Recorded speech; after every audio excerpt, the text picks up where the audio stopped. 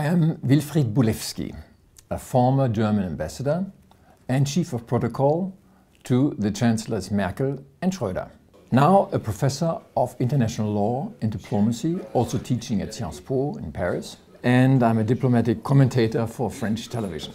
I have two courses at AGS. One is the foreign policy formulation and diplomacy, and the other one is international law and diplomacy. The benefits of the Paris-based international program are, in my view, twofold. First of all is broaden the perspective of international students to a European and global perspective.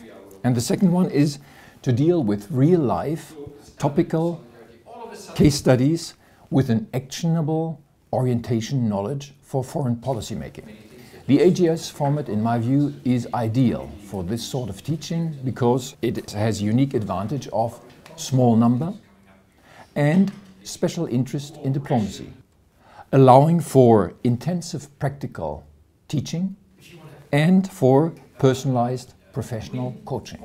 My teaching as a practitioner consists of sharing my experience of 10 diplomatic postings, including all continents, and providing a structural, problem-oriented approach towards topical international relations issues, such as Iran, Syria, and responsibility to protect.